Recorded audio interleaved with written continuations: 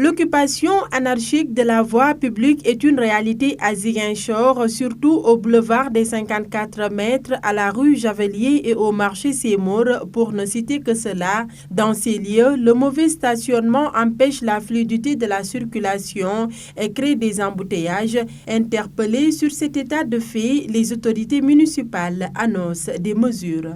Nous, on avait prévu de mettre des panneaux.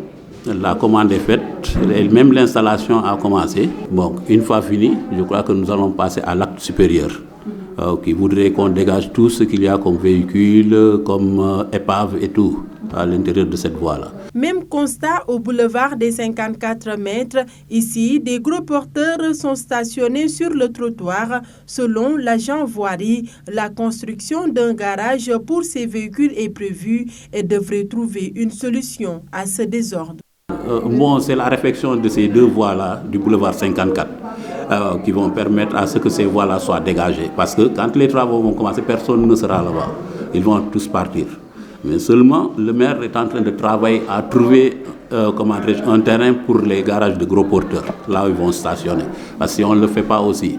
Nous avons des gens qui viennent à Ziguinchor et qui ne trouvent pas où se mettre. Ça pose problème. Mais ça, je crois que d'ici sous peu de temps, ça va se régler parce que le terrain est déjà trouvé à Cantenne. Auparavant, la mairie mettait des sabots pour empêcher le mauvais stationnement. Seulement, cela a été suspendu à cause de l'absence de panneaux de signalisation, précise l'agent voirie. Nous travaillons là-dedans, mais à un moment, on avait arrêté parce qu'il n'y avait pas de panneaux. Les gens se plaignaient par rapport à ça et ils avaient raison en son temps. D'accord qu'il y a des routes où il faut mettre des panneaux et le mauvais stationnement peut se faire n'importe où.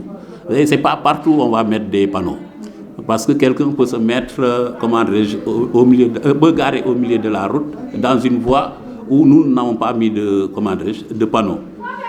Donc là, s'il le fait, on est tenu de l'enlever de là-bas ou soit de lui mettre les sabots pour qu'il aille payer. Donc c'est ce que nous voyons autour du marché.